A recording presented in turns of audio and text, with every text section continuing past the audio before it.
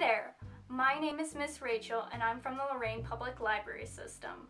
We're going to be doing a short 4-part series about how to make your own mini comic. This is intended more for beginners and maybe people who don't have as much experience with drawing, but if you're a little bit more of a comic veteran, we're going to have a few tips and tricks for you. All you need for this program is a piece of paper and a pencil. Ideally one with an eraser, but these are the only 2 things you need. If you happen to have more supplies at home, you're more than welcome to use them, but just know you don't need to run to the store for anything else for this program. So we'll be following along with the same process as would a professional comic book artist. So we'll be starting with getting some inspiration and brainstorming some ideas, and then we will turn that into outlines for our characters and comic story. From that point, we're going to make a script of that full outline and then turn that into a thumbnail page, so showing what the basic idea of the comic is going to look like. From there, we can end up making final sketches, and then from those sketches, we will finish with our final comic. Of course, if at any point you want to stop at any of those steps, you're more than welcome to. You also don't have to watch the videos in any particular order. You can make your comic about absolutely anything. For instance, I'm going to be basing my comic off my pet cat, so I highly encourage you to include your pets as inspiration for your stories and characters. We're going to be making a digital zine made up of all the comics made for this program, so if you'd like us to include yours, make sure to scan and send it to the email listed in the description below. You can also come into the library if you need to scan your comic there. So the main goal of our program is to make our own mini comic, which will be about 2 to 4 pages, give or take, depending on the type of comic you'd like to make. If you'd like to go way longer than that, you're more than welcome to, but if you'd like to keep it a little bit shorter, that's fine too. I'll be making my own comic alongside you, so if you happen to get stuck, I'll have lots of examples ready in case you need them. Alright, if you're ready, let's get started.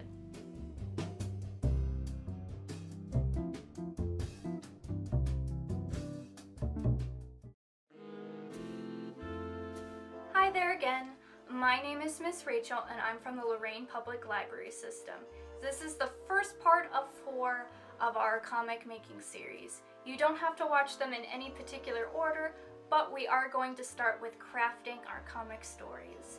So to kind of figure out what you want to write about in your comic, the best way to do that is to find some comics that you like to read.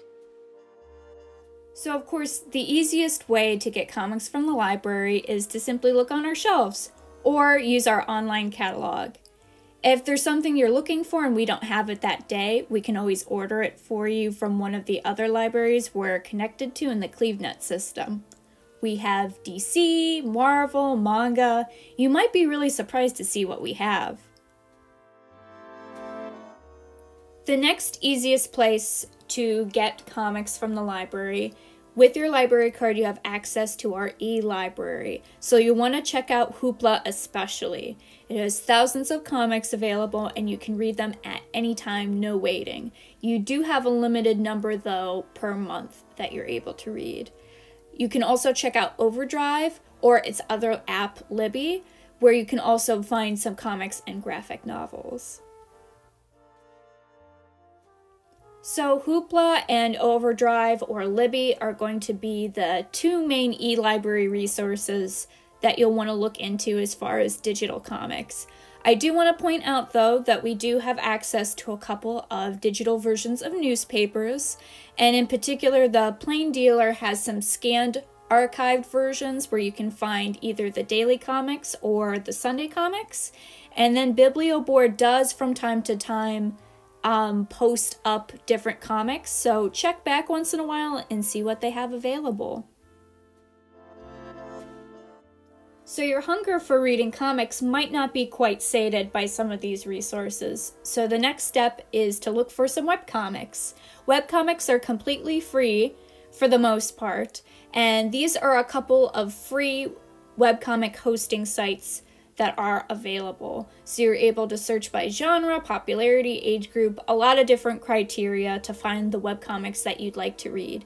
Keep in mind though, that there are a couple of webcomics like Hark a Vagrant or XKCD that are hosted on their own website, so you won't be able to search them as easily as you would on one of these dedicated sites.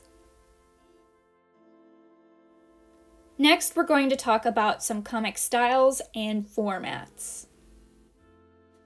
So just like books, movies, or any type of media, comics can be any type of genre. So that could be action, fantasy, comedy, anything that you like to read or watch. The same type of genre can be made into a comic. You could also go the autobiographical or even biographical route by keeping a comic journal or diary, or interviewing someone and making a comic about whatever life experience that they had. Another thing to take a look at to get inspired and see what's out there is taking a look at comics from different parts of the world. So a comic from the United States might have different traditions and styles than say something from Japan might. Now with modern day comics, a lot of those traditions and styles are starting to mix together. So if you take a look at some older comics, some more classic ones, you're going to see where some of those traditions and styles originated from and what you might want to incorporate into your comic.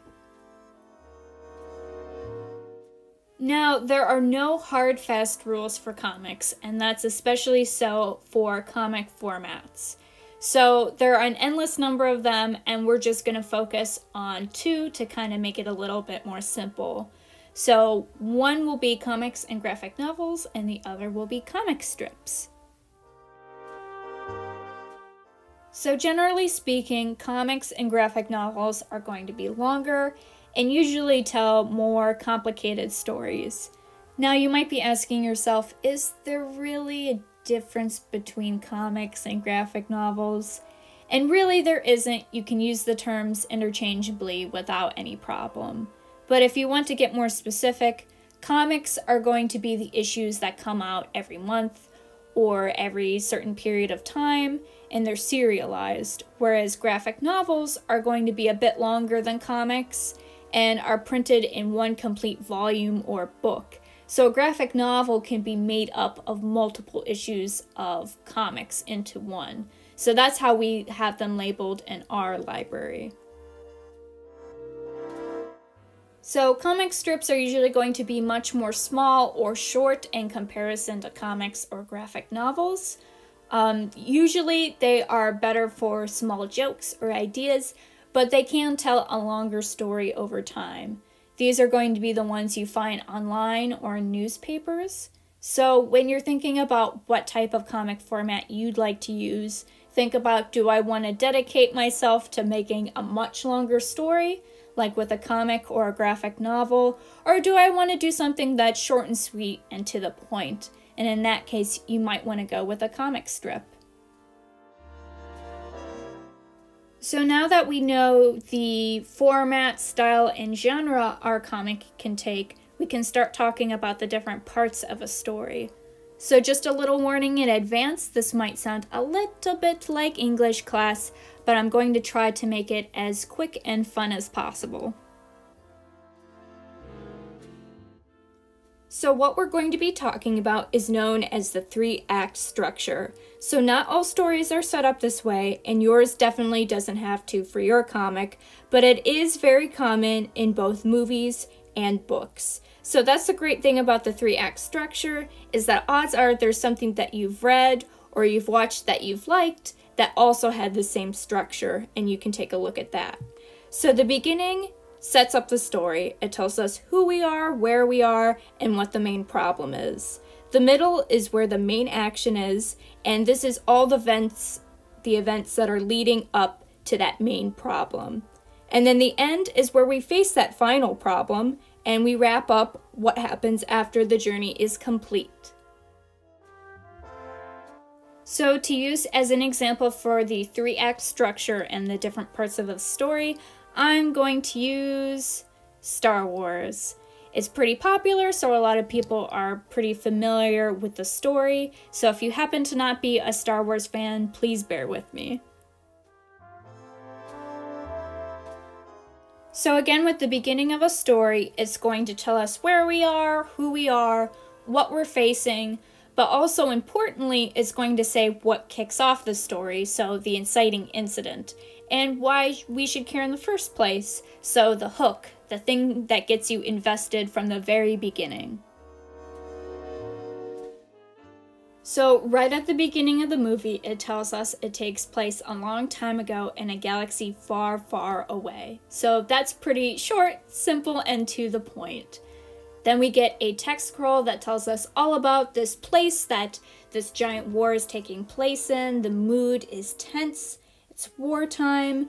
We are going to be traveling in space with a lot of futuristic technology, so we kind of have an idea of what to expect. Right after you learn this information, you are dropped into a big chase scene with a huge spaceship. You don't know why the small one's trying to run away. You don't know if it'll get away. And then Princess Leia is revealed to have the rebel plans to stop the evil Empire from taking over the galaxy. Will she succeed? Is she going to fail? You don't know, and you have to keep watching in order to find out. Plus, you kind of want to see more giant ships and cool space stuff, because who doesn't want to see more cool giant spaceships? So through this beginning, you're introduced to some of the main characters and their motivations. So with Leia, obviously she's part of the Rebel Alliance. She wants to liberate the galaxy. Darth Vader is the one wanting to take over the galaxy, and he's the evil guy. And then you have Luke Skywalker, and he wants to be more than this moisture farmer on this desert planet. He wants to go and be a pilot. He wants to do all these amazing things and leave his boring life behind. So the beginning of the story is going to introduce the main conflict or problem in the story. And in Star Wars, that is the fact that the Empire, who is super, super evil, wants to take over the whole galaxy, which not many people are a great big fan of. So the protagonists, which are the good guys, are going to challenge that problem against the antagonists or the bad guys.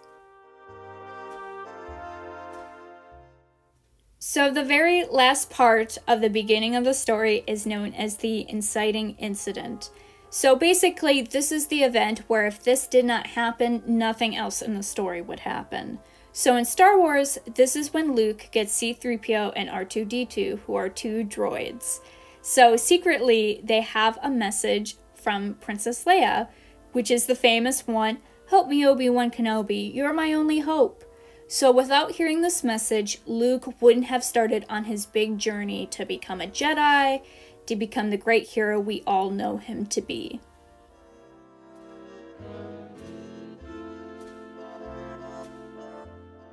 So now we move on to the middle of the story, which is where all the major events and twists and turns happen in order to go towards the final goal or solving the problem in the story. This is also where more side characters and side stories or subplots are introduced, and usually this is the longest part of the story, usually amounting to about half of the full story's length. So each event you come across in a story is going to add another plot point as characters make their journey from going from point A to point Z. So this can either be an action, a situation, or even something as small as a decision, so long as it changes the path that the characters take or changes the course of the story. For instance, in Star Wars, this is when Luke goes with Obi-Wan Kenobi to Alderaan. He could have chosen a different path to go, but he chose to go with Obi-Wan, and so he ends up meeting some fun characters along the way. So, in speaking of characters, the middle of the story also introduces a lot of side and supporting characters that help move the plot forward. For Star Wars, the most important of these side characters is Han Solo and Chewbacca the Wookiee. with these characters that are introduced, you also get a lot of subplots. So these are side stories that fall alongside the main story. You might hear them called the B story or the C story, but you can have an unlimited number of them. These are usually smaller problems or conflicts that these side characters are facing or bringing to the main characters at some points. Subplots in Star Wars are ones like Han's debt to the gangsters, Jabba the Hutt. So they're not always directly related to the main characters or the main story. They can help flesh out the world and also the supporting characters' own smaller stories. So now we reach the end of the story. So this is where the final problem is faced or the goal is achieved. So we get to learn what happens after they succeed, or maybe the problem isn't solved at all. And then we get to learn what happens after the story has ended in the epilogue. But sometimes, as we all know, not every story just ends right there. So the climax is going to be where the greatest tension is in the story. It's going to be the turning point where you know what's going to happen for the rest of the story, whether they win or they lose. So in Star Wars, this is when Luke must use all he has learned and changed over the course of the story to resolve the main problem at the final showdown at the Death Star with Darth Vader. So the resolution ties up all the loose ends, although not always all of them, and you get to see the outcome of the characters' actions. We see in Star Wars that the rebels have won and the galaxy is saved. Usually there's a sense of closure and that the story has completely ended, at least for now. So at the end, we see a celebration. The whole gang gets medals for their valiant efforts. Well, except for Chewie. He doesn't get a medal. It's kind of weird. And as we all know with Star Wars, that was simply not the end of the story.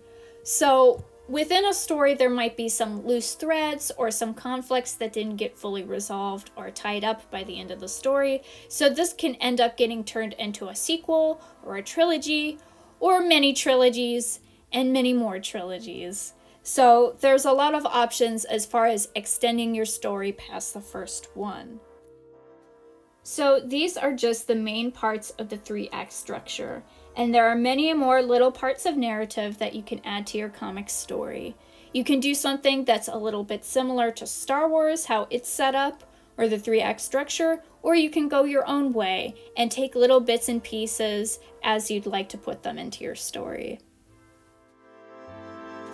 Now that we have an idea of what makes up a story, we can kind of go through the basic process or things that you maybe want to think about when you're starting to draft your initial story.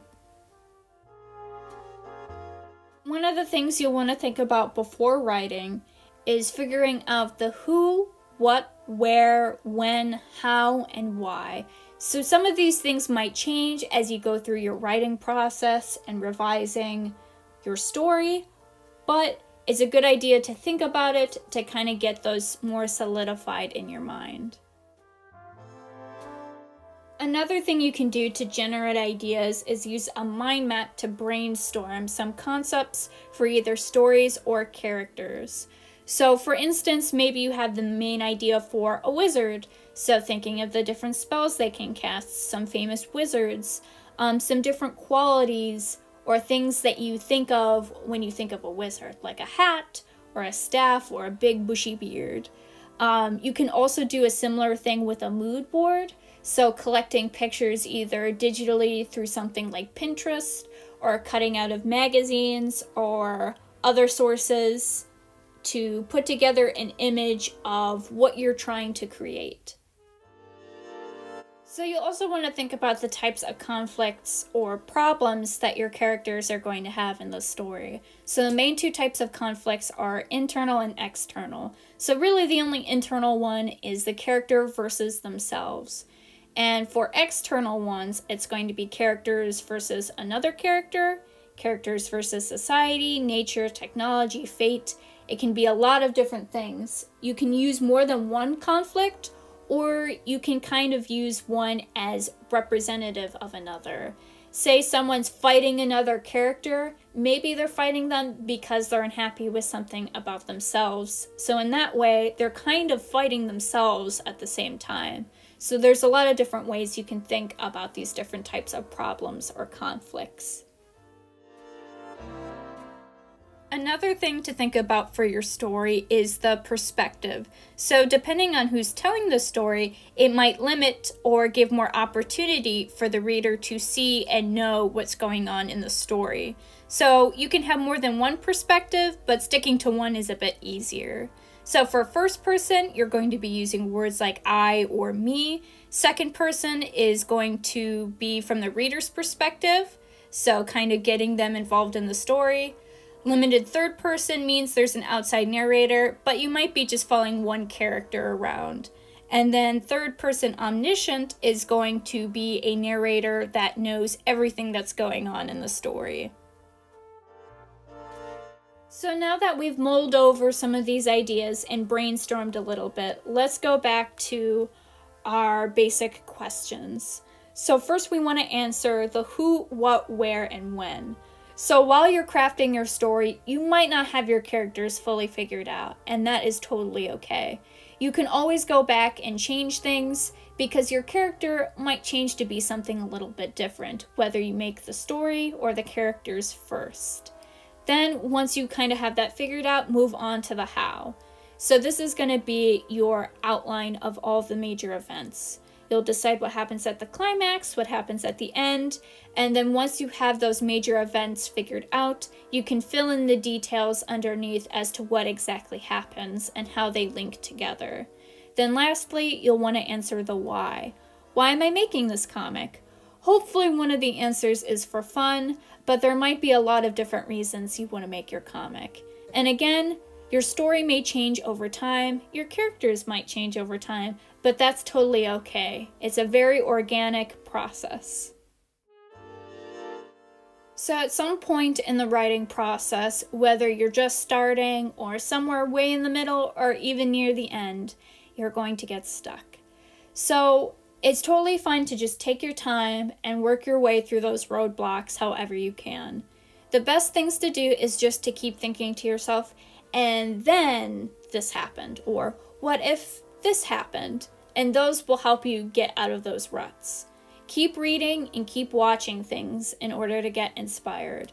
And sometimes if everything else fails, use a prompt generator. So you can either use one you find online or write down scenarios, names, and ideas from things you find in your everyday life. So things you've done, things you've seen, heard or maybe overheard from other people, things you wonder about, or maybe memories that you had, deja vu, or just talk to other people and see what kind of experiences that they've had that you can use in your story.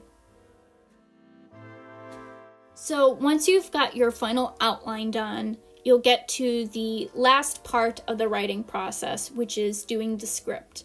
So a script is similar to how it works for a play or a movie. So it shows us all the dialogue, the action, expressions, backgrounds, anything that's happening in the comic, and can help pace things out. So again, we're going back to Star Wars as an example. So this is something that your script might end up looking like. Sometimes it's even good to do a dramatic reading of your script to get an idea of what the full effect will be. Hehem. Cut to inside the Millennium Falcon's cockpit. Han and Chewie are in their seats while Obi-Wan Kenobi and Luke stand behind them. Obi-Wan Kenobi. That's no moon. That's a space station. Han Solo. It's too big to be a space station. Luke. I have a very bad feeling about this. So these are terrible impressions. But the point is that the directions given in the script can tell you where the characters are, what it looks like, what they're doing, and who's saying what. You can also include camera directions, so say maybe there's a close-up, maybe there's certain special effects, or something in particular is going on that you want to point out specifically in the script. So you might be thinking about skipping scripts entirely, but here's why they're important. They're a major step between outlining your comic and then laying out your panels. So really what they do is help you know exactly what you're going to draw so you can save time, work, and especially brain power, and makes it less frustrating. So this way you can figure out what the pacing will be and focus on the looks rather than what's actually going to happen. And less work is always good. So that concludes part 1 of our 4-part series about making comics. Today we talked about stories. Next time we're going to be talking about making characters, drawing characters, designing characters, and all that fun stuff. So until next time, see you then!